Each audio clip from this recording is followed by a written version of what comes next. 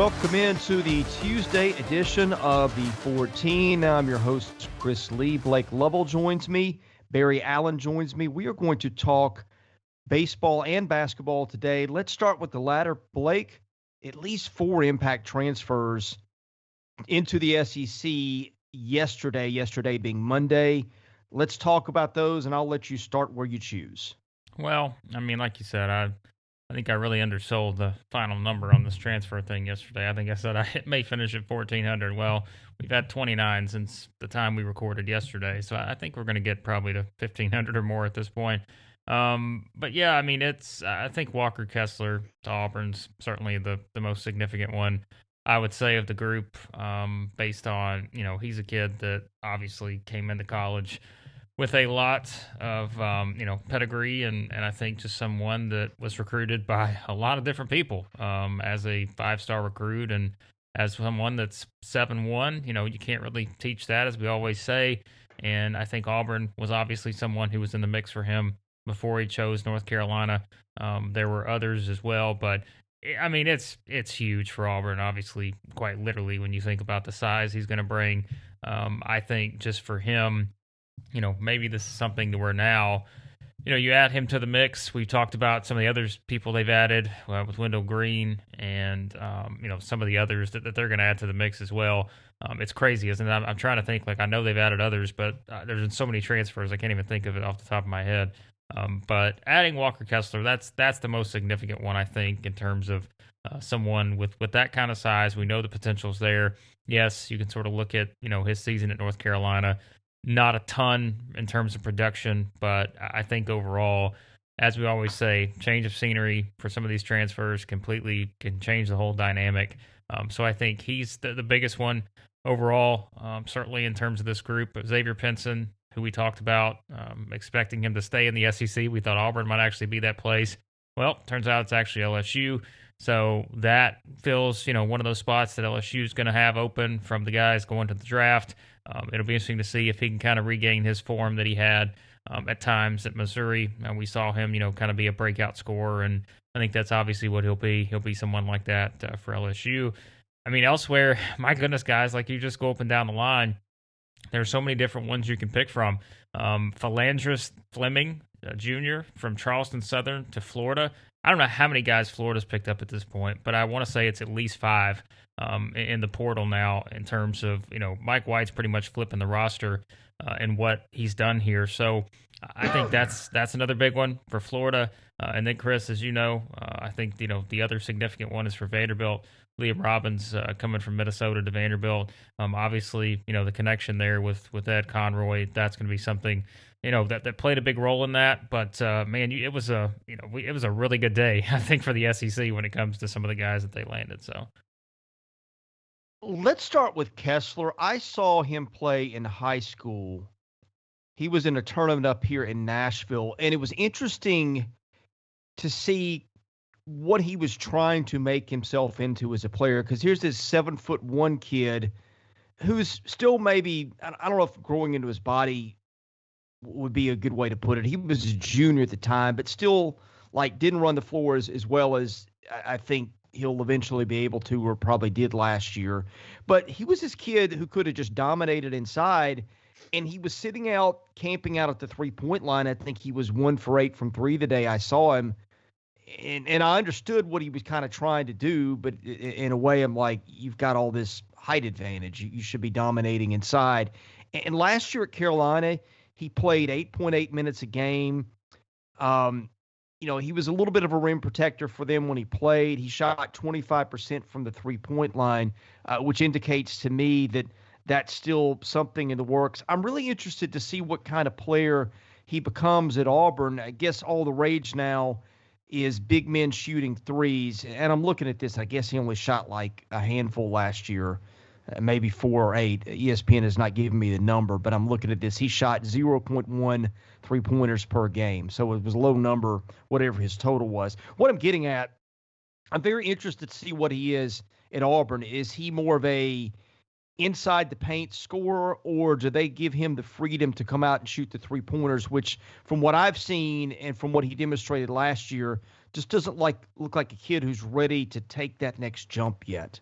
Yeah, I think they'll use him in a variety of ways, and like you said, I think it's if he can make that jump into being able to knock down shots from outside, that'll only help. We've seen guys do that at Auburn, different scenarios, but you see guys like Anthony McLemore who could step out and make some shots.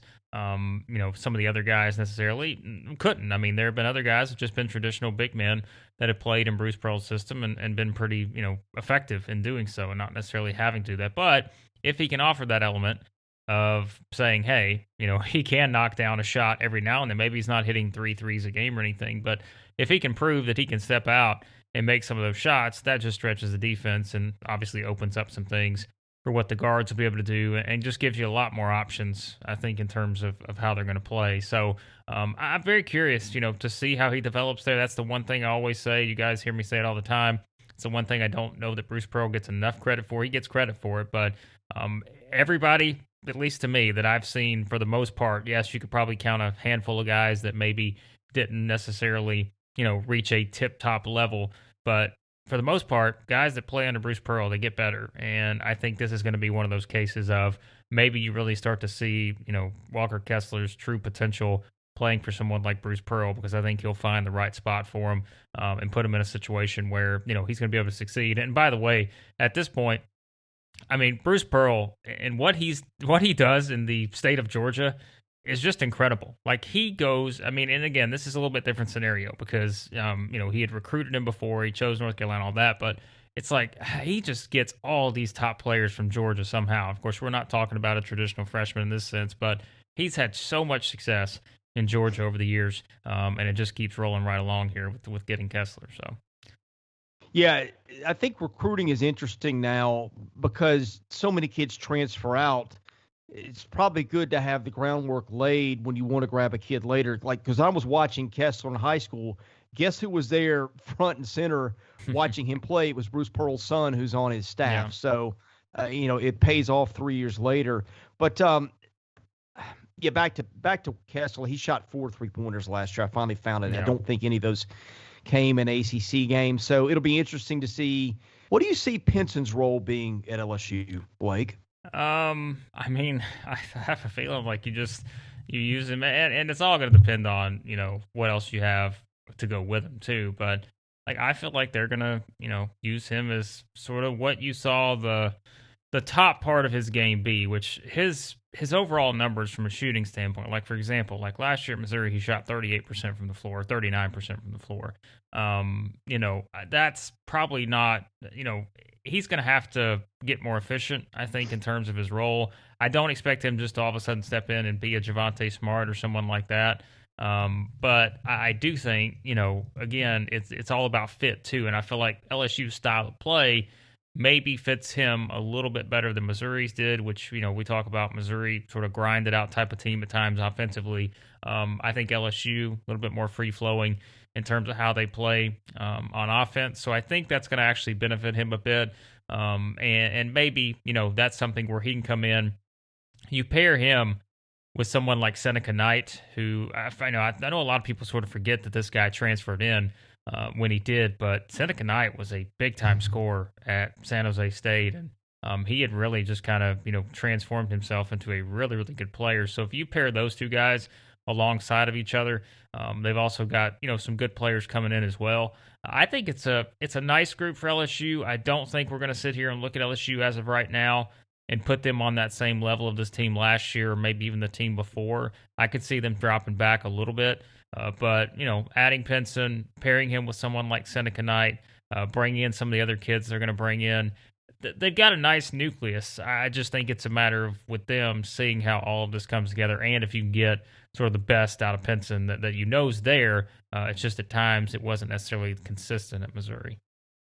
Yeah, good point. I'd also forgotten about Knight. He left, I think, at the break, didn't he? Yeah, he's really good. I mean, and again, San Jose State, as we know, like, that's a program where it's really hard to win, which Tim Miles, just took that job. But that's a hard place to win, and that's a hard place to have success. And he really became, one of those guys in the Mountain West that kind of turned into a really, really good player. Like, just, I mean, sort of out of nowhere. I don't think people expect him to have the jump he had, but I honestly think he's going to do really well at LSU. So. Liam Robbins will be big for Vanderbilt. That was a team that really lacked a rim protector. With he and Dessou next year, they'll be much better in the paint, I think. Quentin Malora-Brown, I guess, would be backing those two up. But Robbins is a legit, I think, 7-footer who was 15th in the country in block rate last year. Yeah. Not a super efficient offensive player. I think his offensive rating was 103 point something. Does shoot the occasional three. But I think he really fits a need for Vanderbilt. And to me, the key for them now that they've got him will be, do they get Scottie Pippen Jr. back? Because, again, he has not signed with an agent. I think the door is open more for return for him than I might have thought a week or two ago. I really thought that once he declared for the draft, he was out of there. And I still think he will be, but I don't think it's as cut and dried that he wouldn't come back to Vanderbilt as I might have thought, say, a week or two ago. Well, I mean, you can make the argument, I think, that Robbins is as significant of a pickup in the ones that we've talked about here, just maybe today, than any because of the team and the need there.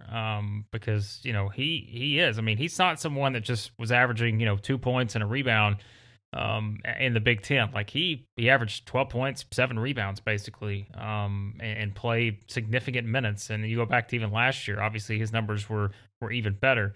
So I think that you could argue that's probably one of the best pickups for a team in the SEC this offseason. Again, if you place it into the perspective of where that team is at, because as we said, if Vanderbilt is just staring down the prospect of losing Pippen, or like you just mentioned, if he comes back, that's a pretty big range in terms of, I think, where they could be. But adding Robbins, like that gives you a little bit more confidence in terms of maybe where they're at. Because if they can pair him and Dessou, and you have both those guys, playing off of each other, that's a pretty good combination. And I think, that immediately to me sort of vaults them forward a bit. Now, they still got to have, more consistency at guard if Pippen's not there.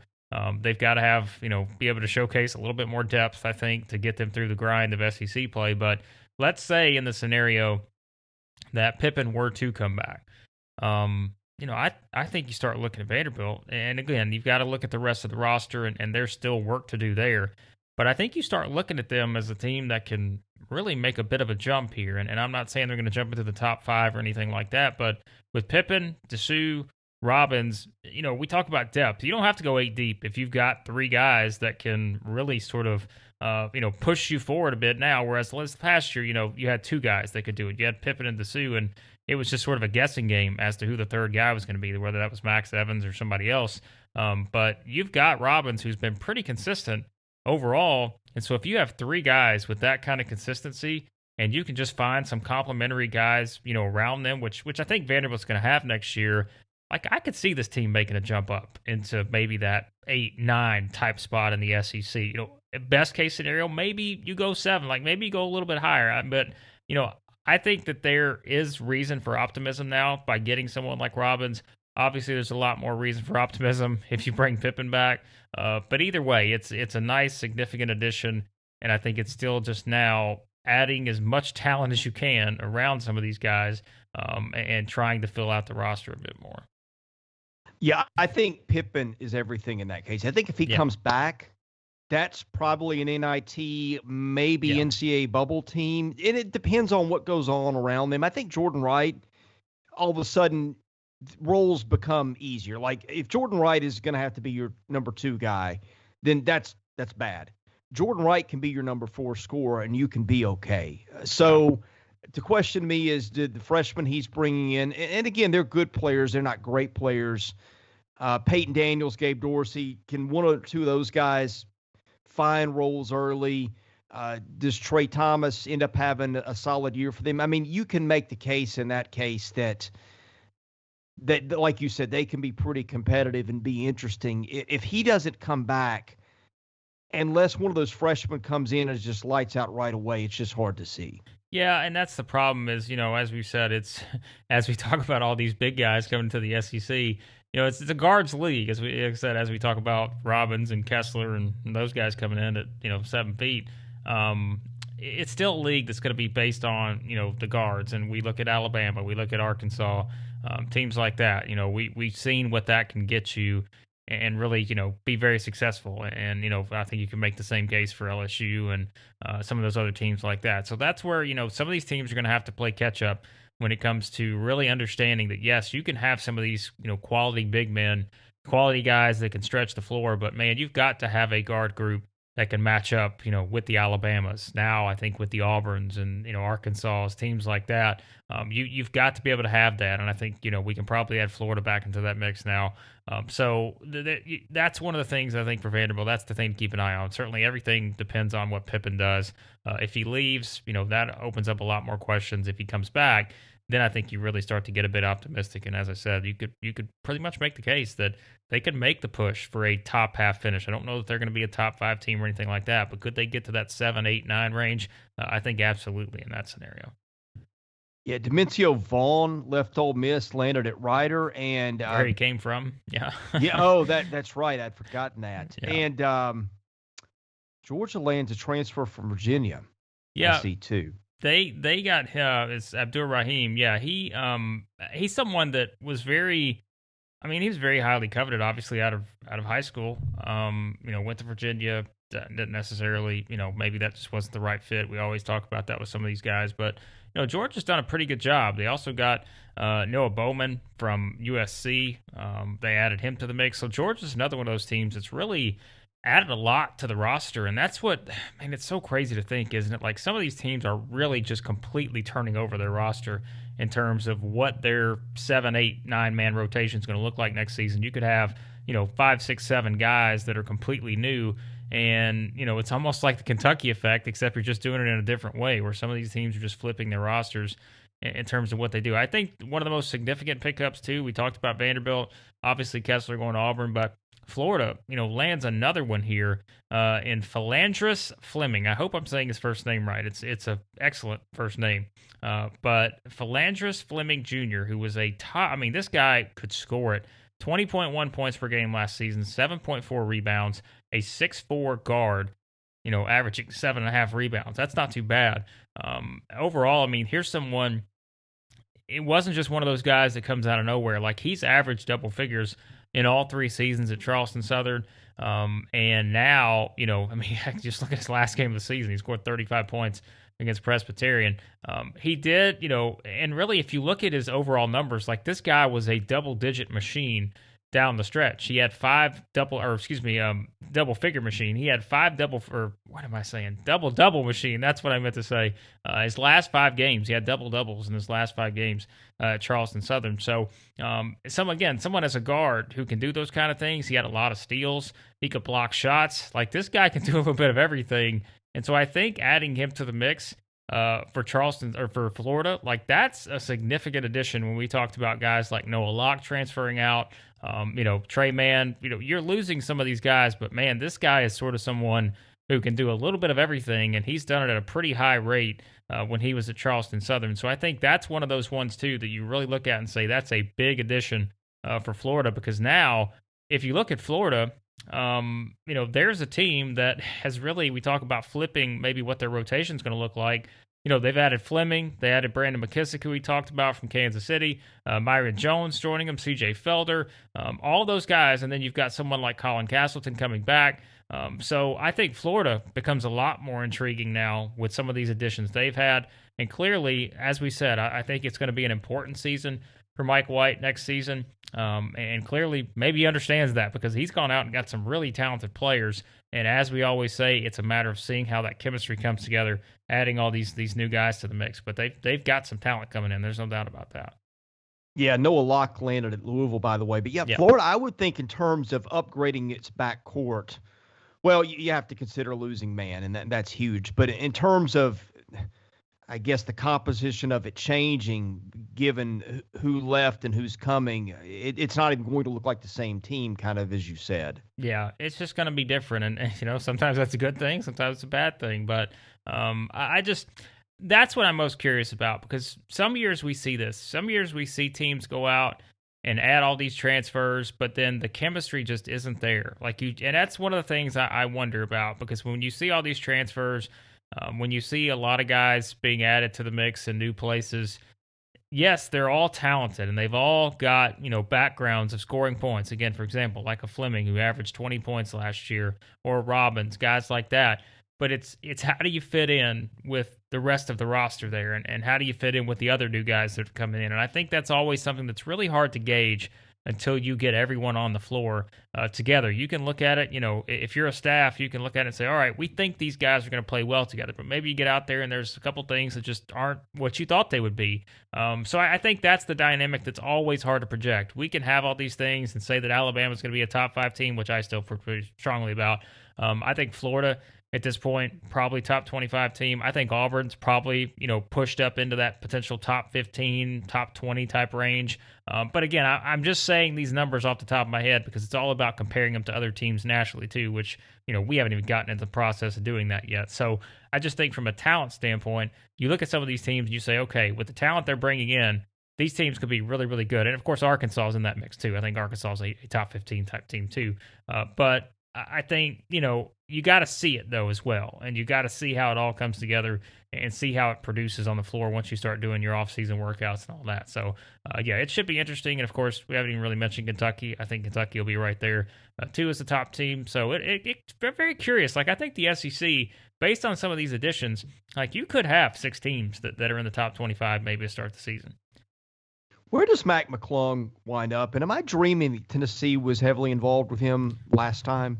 I think, let's see, Auburn was involved. I know Auburn was one of the teams, I think for me, that I remember standing out.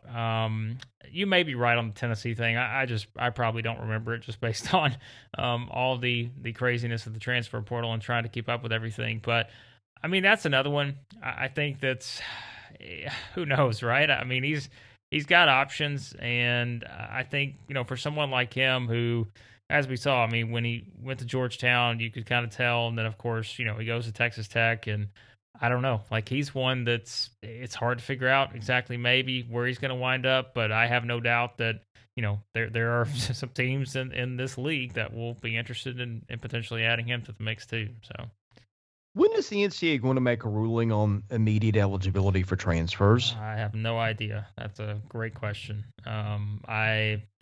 God forbid we make anything simple, right? I was going to say that, like, I don't know how we even keep up with all this stuff. Like, it's hard to do because there's just so much going on, and like I don't know. Like, I think I couldn't even tell you the date because I know they've talked about it a bit here recently, and there's probably someone out there that's probably saying, oh yeah, remember this announcement? Maybe they have. Like, again, we get hit with so much stuff every day in terms of these transfers and everything else going on that maybe there's something like that slips through, but I don't know that there's a specific date in mind or anything, at least off the top of my head. So all right, let's talk baseball, Barry Allen. We put out our power rankings yesterday. That was interesting.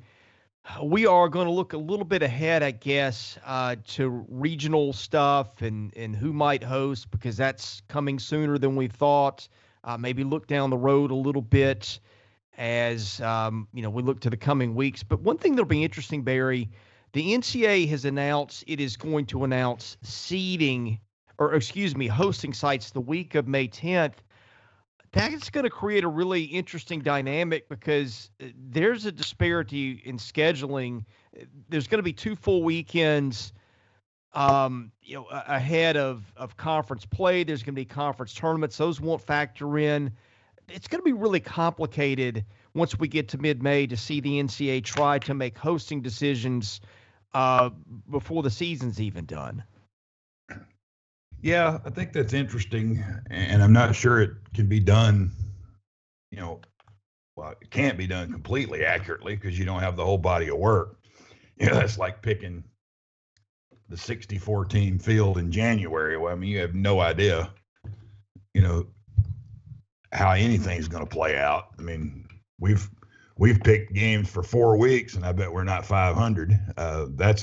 It's just how uncertain things are. But yeah, I think it'd be really interesting to see how they would do that with 2 weeks left in the regular season, especially, I mean, just look at the schedule. They say, Arkansas, you're really good, and we're going to give you one for past history, but then they still have Tennessee and Florida left after they get picked and could stumble. And Ole Miss, they could say, hey, we love coming there, but, they got Vanderbilt, Georgia left. So it could be, it's still just I guess it'd be a guess or based on what we think you guys will be good. And we've enjoyed being at your facilities before. You have great crowds, great atmospheres. And, is there, I don't know that there could be, I guess there could be a host spot and a host didn't get in. I don't know that could happen.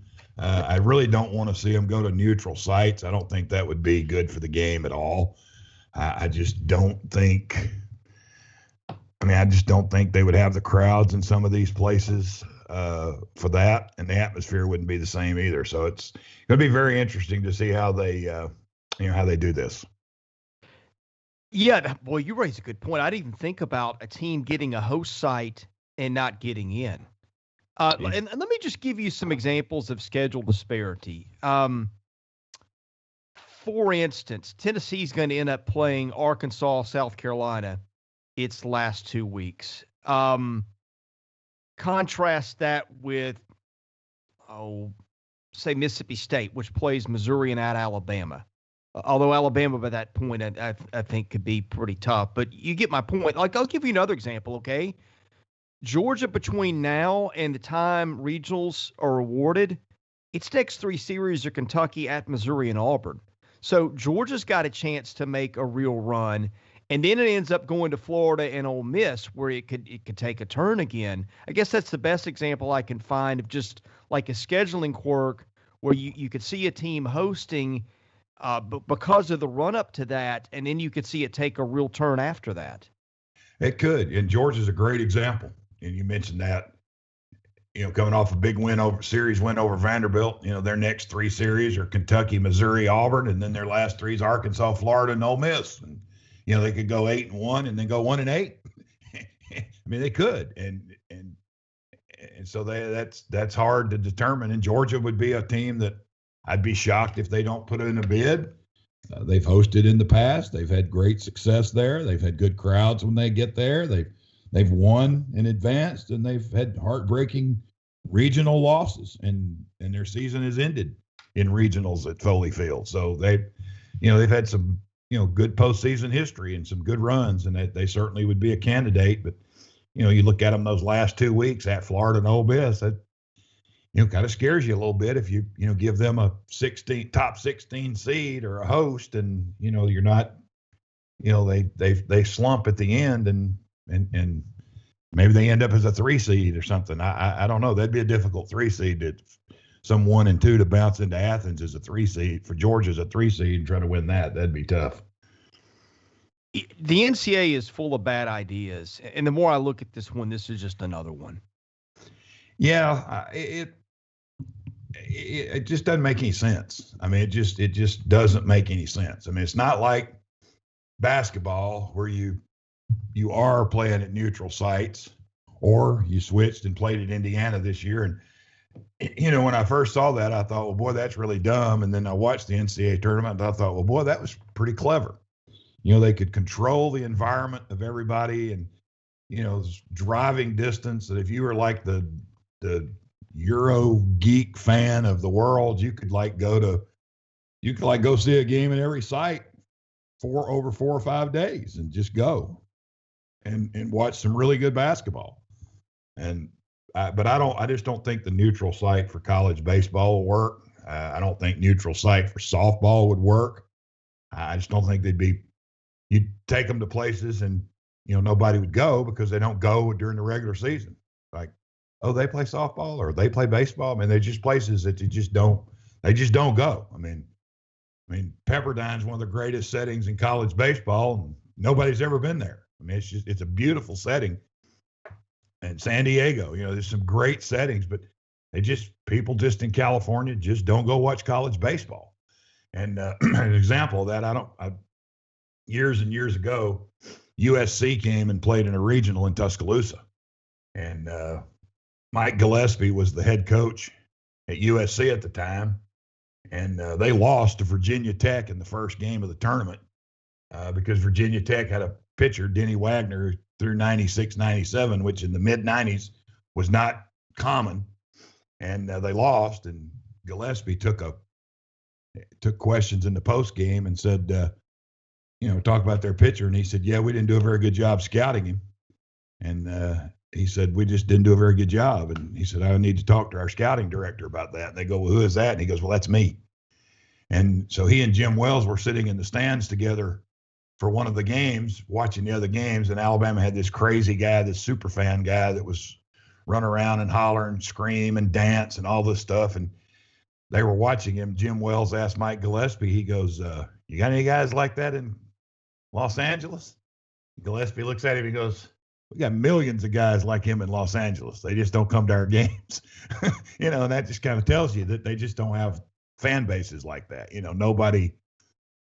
Other places just don't go. So the neutral sites would scare me if they did that. And I would think that would be heavily, if they pick sites, Chris, it'd be heavily populated in the South and the Southwest. And then everybody'd be mad again. Well, they get all the bids. Well, because that's where all the good teams are. And that's who bids and that's who puts up the money to do it. So, but it is kind of, makes me a little nervous for them to see how it's going to play out.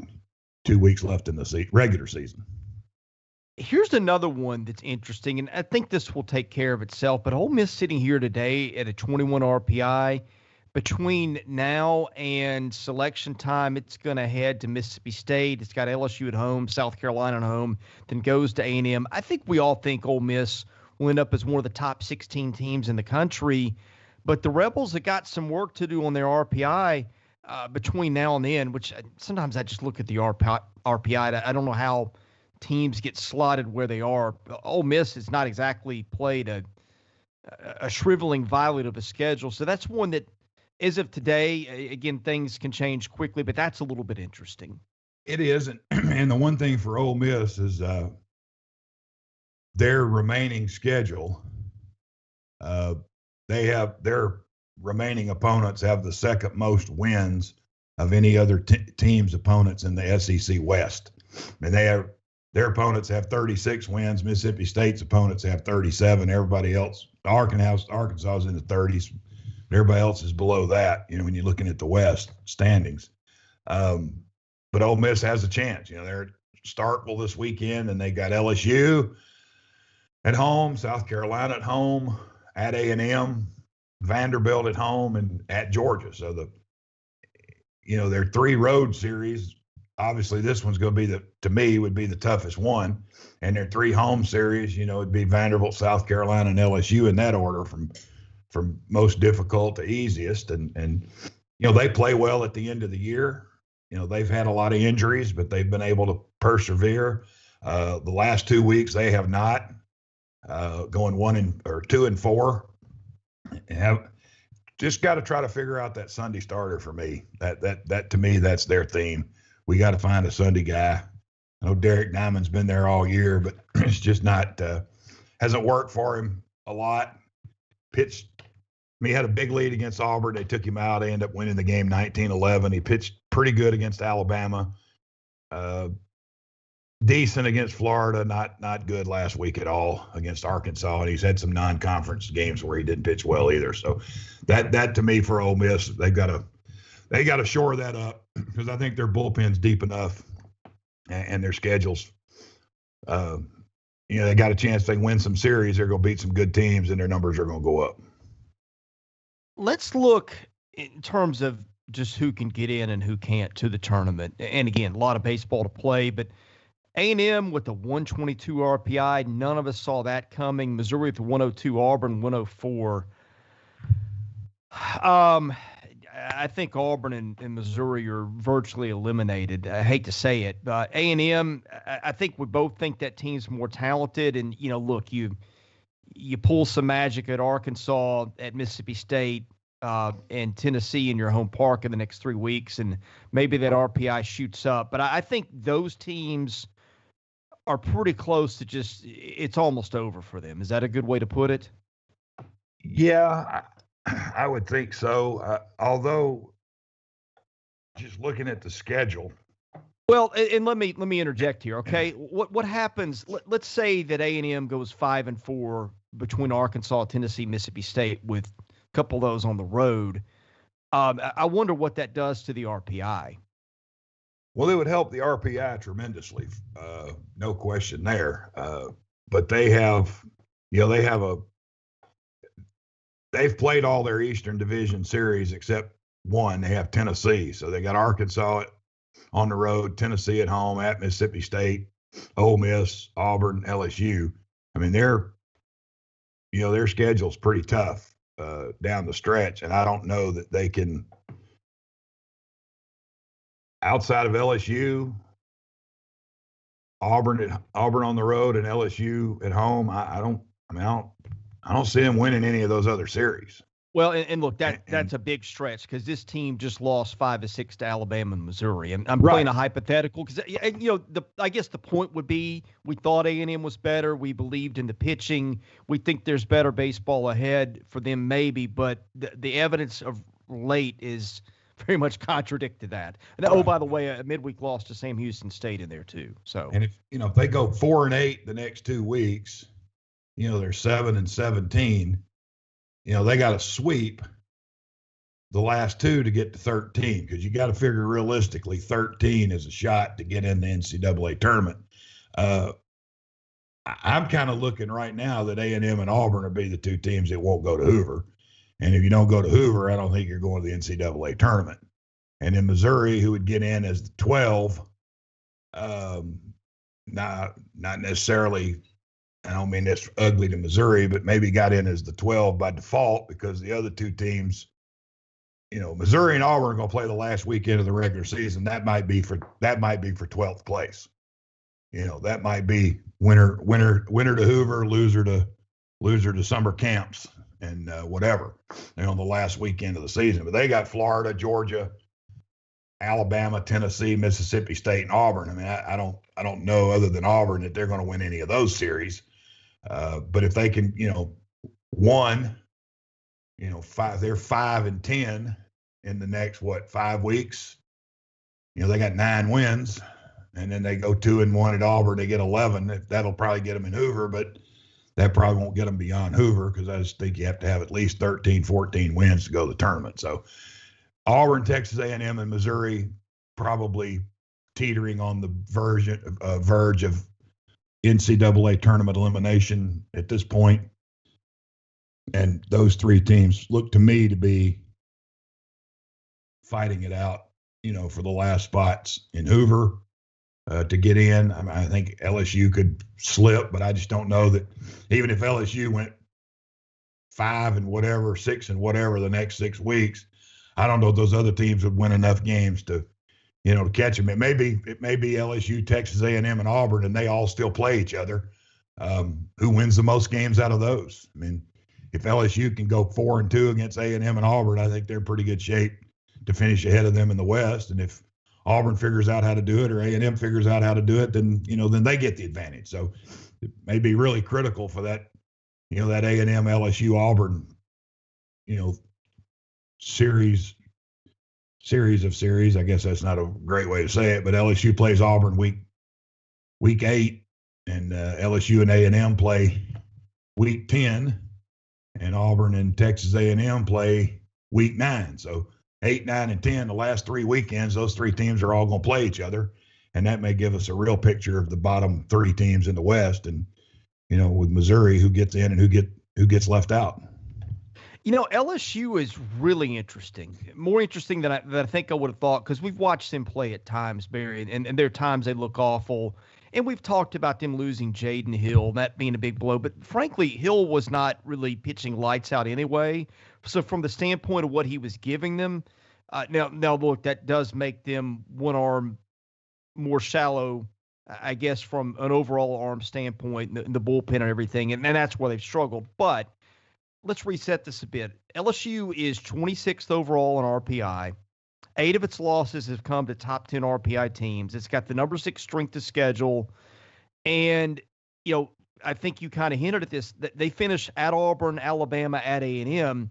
So there's a chance to build some wins. I think, to me, if LSU can just get to 13 overall wins, and it took a big step last weekend by taking a series 2 out of 3 from Kentucky, I have to think the metrics are going to back up a bit from an RPI standpoint, Barry. Yeah, I mean, their numbers in the RPI are good, and they're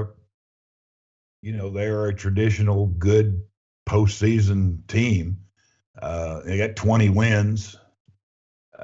They're 3-9 in the league.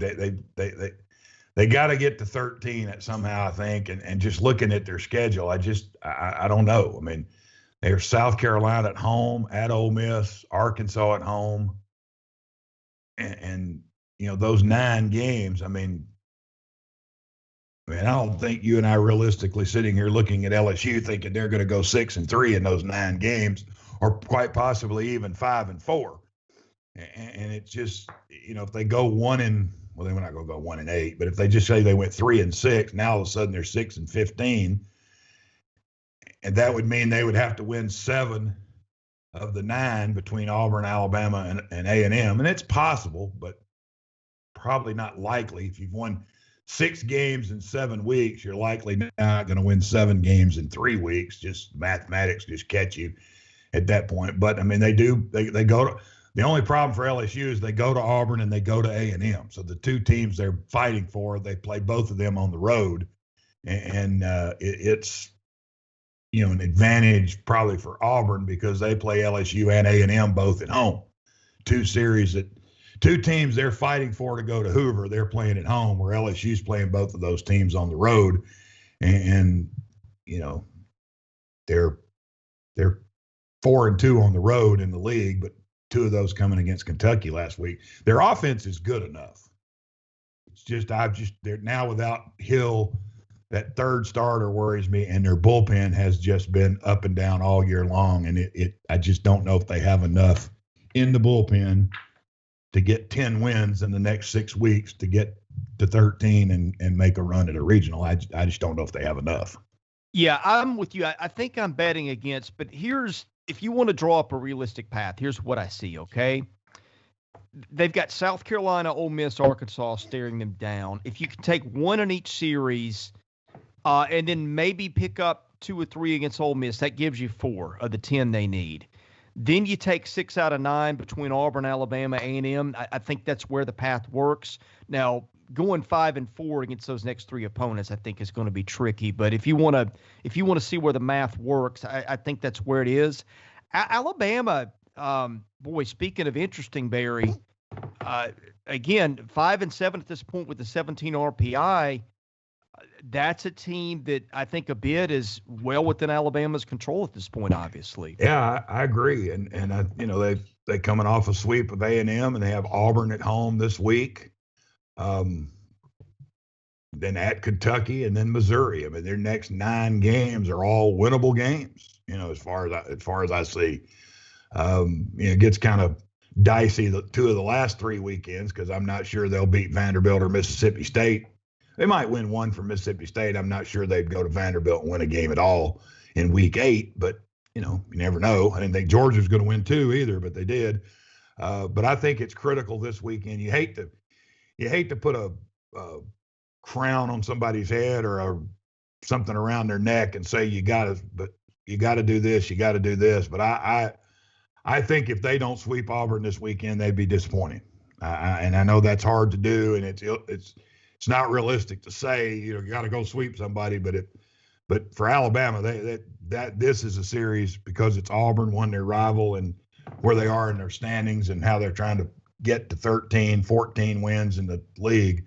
I think they have to sweep Auburn, and I think Auburn and Missouri. I'd up say sweep Missouri. Maybe they should. Maybe they will. But I think in the next 3 weeks, for Alabama's sake, they got to get 7 wins somehow. They got to be 7-2, and then they've got to win 2 games at LSU. And if they go 9 and they get 9 out of those 4, I'm not sure it really makes much difference what they do with Vandy and Mississippi State. If they go 0-6, they're 14-16 in the league, and they got I think with the schedule they've played, their non-conference schedule, although their records of those teams are not overly, eye-popping, but Wright State's a good team. They'll probably win the Horizon and get in. Stetson's been really good. College of Charleston has been pretty good this year. those teams, teams are going to be in the top 100, top 125 RPI. They play Samford tonight, play Samford again in a couple of weeks. So I think if they can, make some hay the next 3 weeks, I think they got a legitimate chance to say, we're definitely going to Hoover, and we're definitely, going to play in the NCAA tournament. And, if they get Prelip back and their pitching straightens out and they get everybody healthy, that I'm not saying they win a regional, win a super regional, go to Omaha. I'm not saying that because I don't know that, but they could be they could make somebody really nervous coming in their ballpark and go, whoa, we got to play them. And they could be a dangerous team in May. Yeah, a healthy Alabama is, I think, a different animal. And here's a team that's kind of a mystery team to me is Kentucky, because I look at them and on first blush I go, okay, this is kind of what we feared at worst, that Kentucky is a product of its schedule. Because you look in the league, it has won 5 of 6 against Missouri and Auburn. Then it has lost 5 of 6 against LSU and Mississippi State. And that makes you think, okay, this team is just not piling up quality wins. It's got an RPI of 56, which puts it on the fringe of the conversation that's just like one good weekend away, right? But then you look and you go, well, 2-7 against quad 1, 1-0 against quad 2. You look at them, and Kentucky is 17-2 against quad 3 and 4, which does nothing for you in terms of NCAA tournament. But then you look at some of the individual results, okay? They lose 1-run games twice at Mississippi State. So you would think if you lose 1-run games at Mississippi State, that's indicative of you fielding a competitive team. Lost a 2-run game to LSU, then clocked LSU once and then got clocked another time. So to me, Kentucky, another team we don't talk about a lot because there just hasn't been much to evaluate them on. We don't really make judgments based on, what you do against Milwaukee on a weekend because that doesn't tell us much. But for Kentucky, I think what's ahead, I think at Georgia, Alabama, at Tennessee, Florida, the next 4 weekends, if the Wildcats can, somehow go 500 in that stretch, Kentucky's a team that I think suddenly would be in the field of 68 if you ended the season at that point. 64, excuse me. Yeah, their schedule is they played the 2 easiest teams on their schedule the first 2 weeks and went 5-1, and that's what you got to do. So, and they were very close to being 6-0. Missouri had a pinch hit homer in the 8th inning on Sunday to win that game, or they're standing there at 6-0 the first 2 weeks. And, then you go get swept at Mississippi State and, some close games, but I watched 2 of those games and I never really got the feeling Kentucky was going to win. And then you mentioned they swapped blowouts with LSU and then lost a close game. Georgia's got a little momentum. They got to go to Georgia this week. They play Alabama at home. They're at Tennessee. And they have Florida, South Carolina, and at Vandy. I would not I would not want to be going into week 10 going, we got to get 2 to get in Hoover or 2 to get in the NCAA tournament. I would not be wanting to do that. Particularly their last 4 weeks are really tough. But they do have a good midweek win over Louisville last week. A good team in the ACC. A lot of people think may win the ACC and host. And so they have a good non-conference win there. I think it hurt them that, they had COVID the first week and didn't get to go to North Carolina because I think it was Kentucky that actually had the COVID issues and they couldn't go. It would have been interesting to see them play at Chapel Hill the first weekend of the season, but we won't get to see that because, that's water under the bridge and we can't go back. I would be interested to see where they were, with that series, if they won 1 or 2 or how that would have played out. But their next couple of weeks, are really critical for them. I think for them to make a run and a push, they have to, just look at Alabama at home and next week, they have to win that series. I think that's a have to. If they get 1, 2, 3, 4 of the next 3 weeks and go 4-5 and, I don't know, and then 4, maybe 5 the next couple of weeks, maybe if they can get 9 out of that and finish 500 in the league, that's kind of what they're looking at. Maybe they can, maybe they can't, but I don't know that Kentucky with 13 SEC wins with their schedule. I don't know if they can get in or not. But if they can get to 15 somehow, maybe they have a shot because they got a chance to play some really good teams the last 6 weeks of the season, all of them in the division except for the series over Alabama next week at home. Yeah, I think as I'm looking at this and talking through it, I don't see Kentucky, LSU, A&M, Missouri, or Auburn getting in. It's just hard to see a path for them. I mean, there's a path, right? I mean, there's definitely a path for Kentucky and LSU, but I think pulling it off, I just think I think LSU's got too many holes at this point that we've seen. In Kentucky, it's hard to make a judgment on that, but because, again, we need to see Kentucky play better competition. And we've seen it in spots like the Mississippi State series. But in a dog-eat-dog league, I just don't think their talent stacks up to some of the teams in front of them. So I think what happens, you tell me if you disagree, I think this is going to end up being a 9-bid league with Alabama probably being the 9th of the 9. I could see that. Everybody's still alive, obviously, still has a chance. And if you go to Hoover, anybody can win the tournament and get the automatic bid. So, but is that likely for some of those teams to do that? Probably not. I'm looking right now just say if LSU, A&M, and Auburn all got into Hoover, I just don't think they have enough pitching to win 5 games and 5 or 6 games in 5 or 6 days. I can't see that. I mean, I just don't see it. I've watched them play, I've watched them pitch, and they struggle there. I mean, they just struggle, and I just don't see teams like that having enough to do that. I don't know if Kentucky can pitch enough and score enough to win that many games in that many days either. So it would be difficult for me to say that, one of those 5 teams will get into the tournament. And obviously 2 of them won't because they're not going to go to Hoover at all. So that would eliminate 2 of those. And then the other 3, I think it would force them. LSU making it to the finals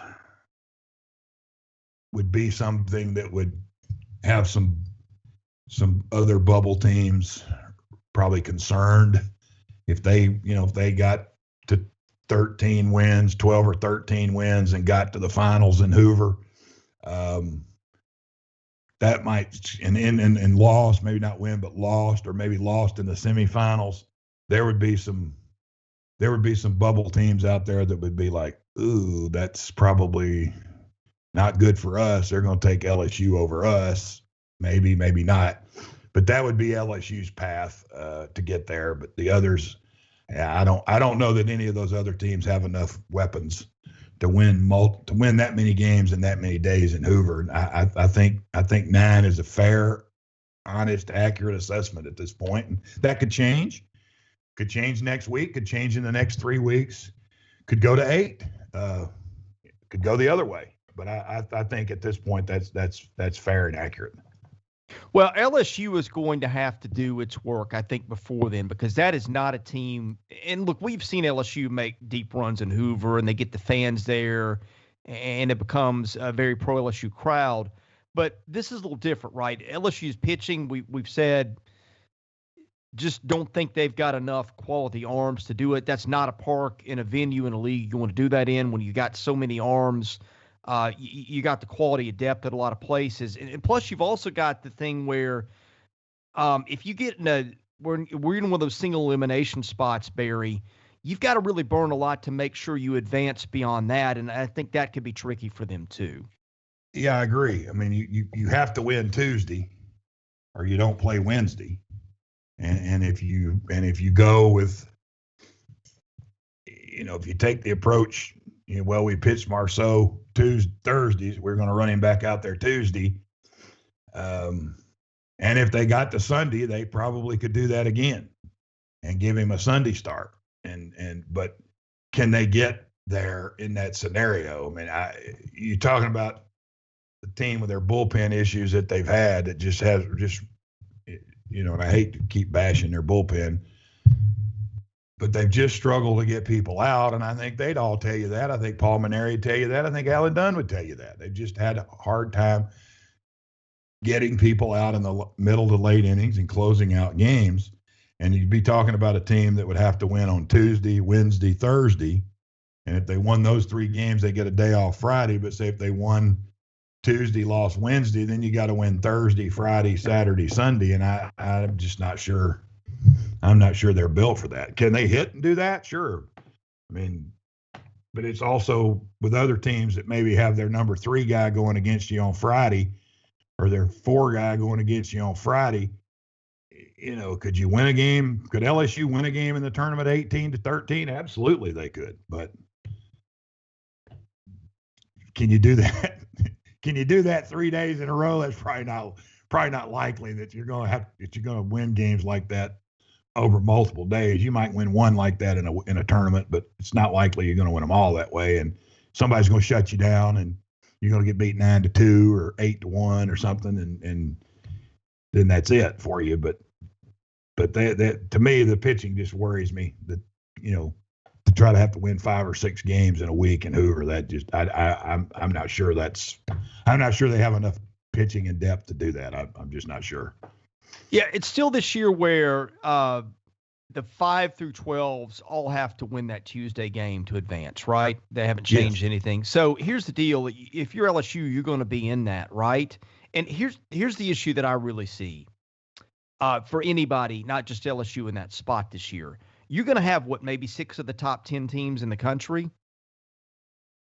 So if you just sneak in as the 11 or the 12, you're going to be playing one of those in a single elimination game on Tuesday.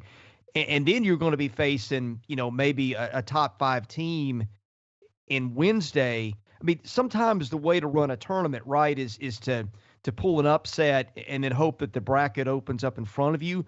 The league is so top heavy this year, it's just not going to happen. Well, if they finish 11th, they will open the tournament game 1 against the 6th seed. And then if they win that game, they will play the 3 seed in the first game on Wednesday. So you're already looking at your first 2 games as the number 6 and the number 3. And if I can do my mathematics pretty quickly, obviously you can't break ties because everybody hadn't played. But if the 3 seed, as it all shakes out right now, is going to be either Tennessee, Vanderbilt, or Arkansas. And the 6th seed is either going to be Mississippi State, Ole Miss, or South Carolina. So best of luck there. Just saying, those are the top 6 teams. And when you break the ties and all that, one of those teams is going to be 6, 5, and 4, and the other is going to be 3, 2, and 1. Some order, those 6 teams are going to be 1 through 6, I would feel like. And so that's the 6 teams that you're going to face 2 of those 6 teams in your first 2 games, and I wish you all the best. And it's for anybody. It's not just LSU. I mean, it's anybody. I mean, Alabama, Kentucky, Florida, whoever. I mean, you play one of those 6 teams, good luck because they're really, really, really good. Yeah, A&M, I think, is the only team I could see kind of pulling it through in that scenario. Just because I think they've got more arms than some of the others. Although A&M is allowed, get this, A&M's allowed 74 runs in SEC games. LSU's allowed 77. We tend to think of one team having a bad pitching staff and the other not so much. But you look at the numbers and it's not what you'd think it would be. Yeah, and that's interesting when you look at that. And it's funny, I covered a Division III doubleheader yesterday, and we're making a comment about something, and I said, well, the object of the game is runs. You don't advance because you had 34 hits. You advance because you won. You had more runs than the other team. It still comes down to, scoring. And you talk about that in football. I work a football crew, during the fall, and with Joe Davis, my play-by-play announcer. We talk about stats and stuff during the week, and it's like, they're top 5 in rushing and top 5 in passing. And he goes, yeah, but they're last in scoring. And that's why they're not winning. It all comes down to touchdowns and field goals and runs, as opposed to, all the other stuff. I mean, if you have 12 hits and 2 runs and they have 4 hits and 4 runs, they win. And, it comes down to the scoring. So if you can hold them down and your offense can score. That's how obviously it sounds really simple and really stupid. Wow, it's revelation. They're going to be breaking news in a minute. If you score more runs, you win. But that is the object of the game, is to score more runs or points than your opponent. And I feel like sometimes, they have trouble. Some of these teams have trouble holding guys down, at the end. And some games get away from you. I mean, you're down 7-3 or whatever. And, you come in and you have a bad inning and you're like, well, I'm not going to bring anybody in now. I mean, so then you're going to bring in those, as we joke, you're going to bring in those AM radio station guys with that 13.40 ERA and try to get you through the 8th inning, because you're not going to waste a guy in a 10-3 game in the 8th inning, because you still got maybe 1 or 2 more games left to play. So, that sometimes you could look at that too, at LSU and A&M and Auburn for that matter, and go, well, why burn a guy in this situation when it's, we're likely not going to come back from this 14-4 deficit, and let's just bring 2 guys in, get them some work, and it ends up being 20-6. And sometimes that happens too. Yeah, I don't want to spend any time today on what I think are the top 6 teams. I think that's Arkansas, Vandy, Mississippi State, Tennessee, Ole Miss, South Carolina in some order. Because I think those teams, they just need to take care of business. Other than Ole Miss's issue, which we discussed, I think these are all top 16 teams nationally. We will see how this plays out in the coming weeks, but the RPIs all already in the top 16, or in Ole Miss's case, you can see a path to getting there, especially of what we think of the Rebels. The Elko injury notwithstanding, that of course Ole Miss still scored a ton of runs this weekend. So I don't think Elko is going to be Ole Miss's issue. It's going to be the pitching issues you talked about. But the 2 teams I want to focus on as we close today, Georgia. We talked yesterday about how Georgia has sort of set itself up to potentially make a run the next few weeks. Now, it's going to be interesting to see how that RPI goes, because Georgia with the 23 RPI right now, 8 strength of schedule, Kentucky at Missouri, Auburn the next 3 weekends, and then it changes significantly with a trip to Arkansas. But those are the 4 series between now and hosting decision-making time. So I'm curious, Georgia has got an opportunity to pile up wins, but I wonder what happens to the RPI between now and then, given 3 of the 4 teams it plays. I guess Kentucky's not really an RPI damager, although that series in Athens, which doesn't help. But Missouri and Auburn, look, even if you sweep those series, I don't know that boosts your RPI much. I think it's going to be tough for Georgia to make a run to a host between now and the time those are awarded. But it is an interesting thing to look at, especially as well as we saw them play this weekend. Yeah, I was really impressed. I saw Thursday's game, and I think I texted you about a half a dozen times during the game. I'm like, where'd this team come from? Who are these guys? And you felt like Georgia had potential, but they just hadn't really done anything. Lost at home to Tennessee, lost at A&M, lost at South Carolina. So you're figuring, here we go. I thought they'd get swept. I mean, I really did. I mean, that's how dumb I am. Not knowing how to pick these things. I thought they'd get swept, and they didn't. They won 2. And so now you're thinking, okay, so hit the brakes a little bit, because they won 2 out of 3. That doesn't mean they're going to go 9-0 the next 3 weeks, because, things crazy can happen. But I like their chances the next 3 weeks against Kentucky, Missouri, and Auburn. Not necessarily they're going to, bump that RPI up a lot for them because of who they're playing. Auburn got 1 win. They're 3 weeks away. They still could honestly have 1 win 2 weeks from now, because they play at Alabama and host Florida. I mean, Auburn could be, not to beat them up, but they could be 1-17 when they play Georgia in 2 weeks. Missouri's got 4 wins. They have Florida this week. Probably when they play Georgia next week, they're still going to have 4 wins. So you're talking about 2 of their next 3 weeks, they're going to play 2 teams that have 5 total, could have 5 total wins, or exactly have 5 total wins right now. So no, that's not going to help them. Then they go Arkansas, Florida back to back on the road. Not a not a good recipe for success there. And then they close with Ole Miss. But the last 2 weekends, Florida and Ole Miss, are after the seedings or the host sites have been announced. So I don't know if they have enough meat on the bone with the teams they play to get in that hosting regional conversation. But I do think they have enough that they could elevate their place in Hoover, make a run in Hoover. They got the monkey off their back. A couple of years ago, they finally won a game in Hoover. I think 2 years ago or maybe 3 years ago, they won a game and they'd lost I don't think they'd won a game in Hoover in 8 years. So now they've gotten that off their back, and they got some arms, and they could make a run in Hoover and be a dangerous.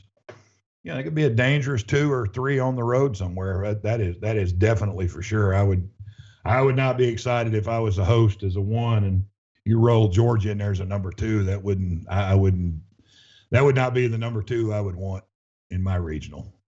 Yeah, with Cannon and Webb, who, again, if people didn't hear yesterday, those guys were not available to Georgia at the beginning of the season. They're just a different team. And I think whether they make a host or not, I think that is potentially a regional hosting caliber team. I think it's going to be tough for them to pull off, but we'll see. Last one as we end today, Barry. One other thing on Georgia, I'm sure. sorry. Well, you mentioned Cannon and Webb. I think in you and I texting and then tweeting questions and stuff, and I think Mac Hers from Vanderbilt, I think he does their television telecast. I think he tweeted me, messaged me the other night as I was asking, why Georgia runs these staff days. I think that probably is ending soon, according to him. And I certainly don't think, they're not going to do that in a regional. Game 1 of a regional is not going to be Johnny Hull's staff and then Cannon and Webb. They're going to run their guns out there. They might do that if they're playing the first day in the SEC tournament on that elimination day. A lot of teams do that because they give their starters a rest. But I think from what I've heard, Cannon and Webb are going to bump up a day this week because they pitched Friday and Saturday last week. So now they can pitch Friday and Saturday this week against Kentucky.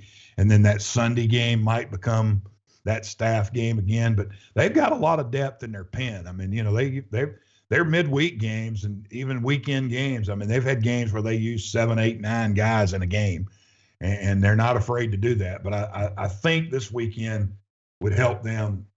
They're looking like they're bumping up Cannon and Webb. We'll know more Thursday, but it looks like they may be doing that way, and the staff day may become Sunday, and that gives them I say gives them a better chance. They're probably better off if Cannon and Webb are pitching 2-3 because they're better than most people's 2-3s, but they probably realistically 1-2s and gives them a better chance on Friday as well. Be interesting to see what they would have done had they pitched Cannon and Webb, game 1, game 2 in the first 3 series, how that might have been a little bit different.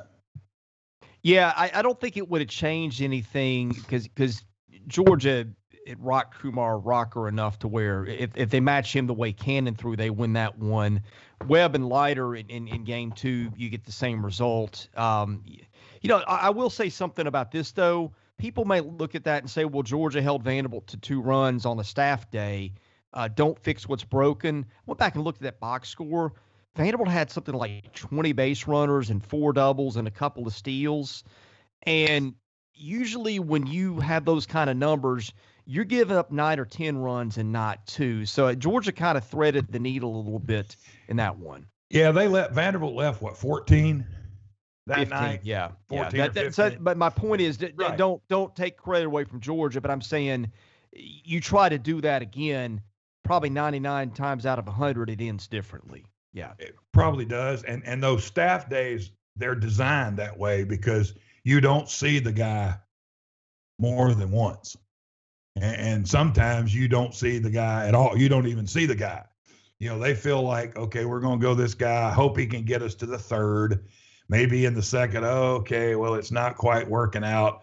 Got 8-9 up. Let's bring somebody else in because I really don't want him to face the leadoff guy again. And your offense, even though Vanderbilt had a ton of base runners, never really gets into a rhythm because you're not seeing the same guy. You might see a right-handed 92, 93, and then they bring in a right-hander sidewinder 87, 88, and then you go to a soft toss and hard throwing right-hander again, and then a soft toss and lefty, and you're like, and you're doing this and some guys don't even see, don't even see guys. They don't even bat against guys, and then if they decide later in the series, oh well, these three guys are coming up, and they didn't face this guy Thursday night. Let's get him ready and bring him in this inning on Saturday, and then you've screwed them up for 2 games because they don't see they haven't seen all your arms. It's one thing to hit against them and then go back to the dugout and go, oh, he throws this way, but you really need to see the guy at the plate, and you need to feel him out yourself, and so that can be effective. But what I was talking about with Tennessee, A&M, and South Carolina, Georgia won the first game against South Carolina and lost to South Carolina with Cannon and Webb. So that's what's bizarre there, and I think they lost the Cannon game against A&M, and they won the game that Webb pitched. They won game 3 to avoid the sweep, and I think they lost they won the Cannon game and lost the Webb game in Knoxville. So you wonder if they pitched them in the first 2 games in those series, would they have been 2-1 in every series instead of 1-2? And you don't know that, but you'd certainly think they might have had a better, you might have had a better chance, but we can't know that. Last thing I wanted to hit was Florida, and it would have been astonishing if you told us back before the season started that Florida would not be hosting a regional. But given the dynamics of what the NCAA has just done, here's Florida's next 4 weekends: Missouri at Auburn, Vanderbilt at Kentucky. Missouri and Auburn, unless you go 6-0 as Florida, and even then, I don't know that it helps you. That doesn't help your RPI. Florida's RPI 32 already. Now, Vanderbilt in Gainesville, that might move the needle for you if you get a series win, and especially if you get a sweep. And the Gators under Kevin O'Sullivan have gotten the best of Vanderbilt with Tim Corbin more often than not. Now, we can say Vanderbilt's probably the better team this year, but Florida has always played them well and had the advantage head-to-head. And then, of course, at Kentucky and Lexington heading into selection time. Just with the 32 RPI there and 3 teams in Missouri, Auburn, and Kentucky who have 3 of the first 4 worst RPIs in the league, I just think it's really going to be tough for Florida to end up hosting again, given the timeline. That's certainly a valid point to be made. The 3 of their next 4 opponents are not world beaters by any means. They, like Georgia, their next 2 weeks, their 2 SEC opponents have 5 wins. What if they go 4-2 or 5-1 in that? I mean, which they could go 4-2, 5-1, 6-0 easily. But you beat the two of the 3 worst teams in the league, and say you go 1-2 against Vandy and 2-1 against Kentucky. So say you're 5-1, 6-3, go 8-4. That takes you to 14-10. And then they pick sites. Is 14-10 good enough to do that with Georgia and Arkansas left to go? Probably going to play Arkansas you are going to play Arkansas the last weekend of the regular season. And Arkansas is probably going to be playing for the SEC championship that weekend. They're going to have to win their series and see what goes on with Vanderbilt and Tennessee and on the other side to probably see who's going to win the SEC championship. So you talk about going on the road and beating an Arkansas team who's really good at home, who's also, sees blood in the water because they're going for the SEC West and the SEC overall title. If they could win all these series and, they're in, they got a good shot, but like I say, they pick them on the 10th before the last 2 weeks of the season. And I don't know if Missouri, Auburn, and Kentucky series wins would be enough, even if they're 14-10, or even if they're 16-8, is that enough to validate that? Because they have 2 losses to Miami, 1 loss to Florida State. I do think tonight's game with Florida State's a huge game for them. I think they have to win that game and make up for that 10-2 debacle they had in Tallahassee a few weeks back. So the next 4 weeks would be interesting for them. And I don't know. They'd be another one of those teams if they send them to Tallahassee, and they've done that before. In fact, one year they went to Tallahassee, and Florida State both lost, and they played in the losers bracket game the first day of the second the first game of the second day several years ago. I think it was 2009. I think that was. I can assure you, Florida State and Miami don't want to see them anymore. Florida don't want to play at Tallahassee. They don't want to play in Coral Gables, and neither one of them want them there either. I can assure you that. So we'll see how that works out, but it'd be interesting for Florida, $60 million ballpark, preseason #1 team in the country, and, going on the road in the postseason. But certainly, it's certainly possible. Warren Nolan has a thing called predicted RPI. He's got Florida ending up at 39. That includes Florida losing, and these things are just weird. It has Florida losing its last 6 games against Arkansas and South Carolina, taking 2 or 3 out of Vanderbilt,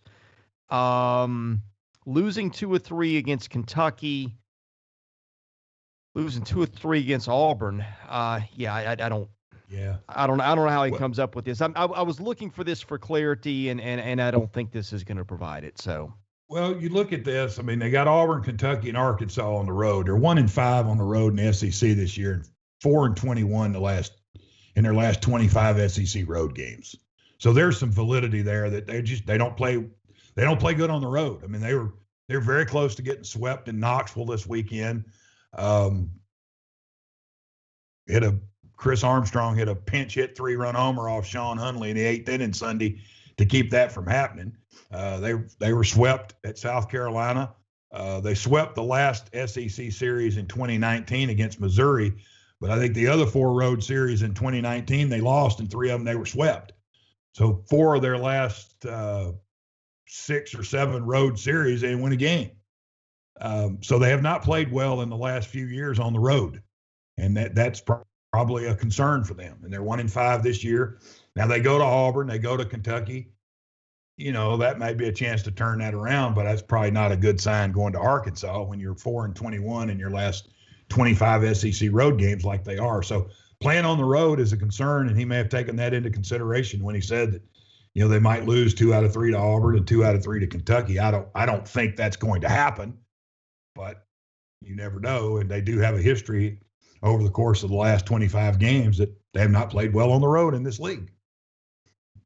Yeah, Warren Nolan has got them sweeping Missouri at home, dropping 2 out of 3 at Auburn, winning 2 out of 3 against Vanderbilt, and then losing 2 out of 3 against Kentucky. That won't be good enough. No, and it's hard for me I know he's got metrics and different things, but it's hard for me to believe that you would lose a series to Auburn and Kentucky and win a series against Vanderbilt. I know the analytics and all that stuff are, big in baseball these days, and there's metrics and they put all that in there. But, I'm just kind of looking at it as just a dumb old country guy who watches the games on TV and see these guys play in person and go, well, if they can't beat Auburn, how are they going to beat Vanderbilt? I mean, that just doesn't make, and I've seen Auburn, I've seen Vanderbilt, I've seen Kentucky, and I think Florida's better than Auburn. I think Florida's better than Kentucky, and I think Vanderbilt's better than Florida. And I know it always doesn't work out that way, but it just doesn't make any sense that you'd say they're going to lose 2 out of 3 to Auburn and then win 2 out of 3 at home. I know it's at home, but I don't know. I know their metrics and numbers and stuff, but if they can't beat Auburn and they can't beat Kentucky, I don't see how they can beat Vanderbilt either. But it's just good conversation because that's something you and I can talk about here, and just look at us and see see what's going on. But yeah, if they were to go 3-0, 1-2, 2-1, 1-2, no, I don't think if that happens, I don't think they host. Yeah, I don't know how much validity I put into this. I've seen his prediction thing before, and it does some crazy, but it's the only thing out there that's making a prediction. So I just thought I would look at it. So that's good. Good for him that he picks and looks, and it gives you some idea and different things. But like we said the first 4 weeks, I mean, I bet I'm not batting 500 in my series prediction. I really don't want to go count them up because I'm afraid I'm really way bad. Still Hall of Fame numbers if I was a major league hitter, because if he was hitting 400, I'd still be in the Hall of Fame. But it's hard to predict. I mean, they're just hard. These series are so hard to predict. And, you say, well, I know for a fact they're going to win this series. And you go, well, golly, they got swept. Or, there's no way they're going to lose this series this weekend. They're just way better than them. And, oh, well, goodness, they lost 2 out of 3 and lucky to win the 3rd one. And they're just hard. Because even as – and they're not bad. You say as bad as the bad teams are, but they're not bad teams. But as much as Auburn and Texas A&M and Missouri and LSU have struggled, they're all capable in some way of winning a game and winning a series. I mean, Auburn's got good offensive players. You know, Miller kid's an unbelievable player, unbelievable hitter. You know, Ryan Bliss is an excellent leadoff guy. Judd Ward's a really good hitter. I mean, Stephen Williams, veteran guy. I mean, they've got guys, and Cody Greenhill on Friday night gives them a chance to win every game. And they got Jack Owen back. Well, he didn't pitch great Saturday, and then Gonzalez, bless his heart, he did not have a good game on Sunday. But then they get in their bullpen. But A&M's got guys. You know, Frizzell can hit, Blom can hit, Alejo can hit, and then they got guys. You know, Sines and Miller and Josiak and in the bullpen. They've got guys that can get people out. It just doesn't always work at the same time. So, you know, all these teams have good hitters. All these teams have good pitchers. It just, I think once you get into some struggles, I think it becomes mental, really. And it's just a hard thing I think it's a hard thing for some of them to overcome. I mean, you know, here Auburn's 0-2, and you'll go, well, we got to get this one. We come out, you know, we feel good about ourselves. We got Gonzalez pitching. He's pitched well. We feel good about ourselves. And you come into the bottom of the first inning Sunday and you go, God, we're down 10-0. And you just suck the life out of you right there. I mean, a 35-minute top of the first, and the life just got sucked right out of you. And you're like, oh, well, here we go again. And I think a lot of it's mental, too, on some of these kids and some of these teams. All right. We have had a lengthy podcast. We covered a lot of ground. I guess we better save some for tomorrow.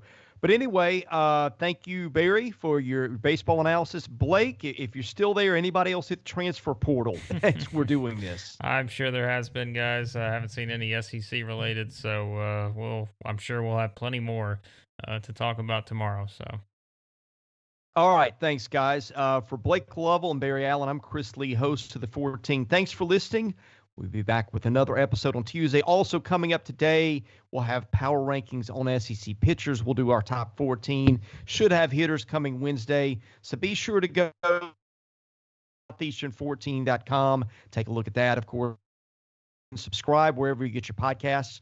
Anyway, for those other guys, I'm Chris Lee, host of the 14. We thank you for listening. We'll check you again on Wednesday.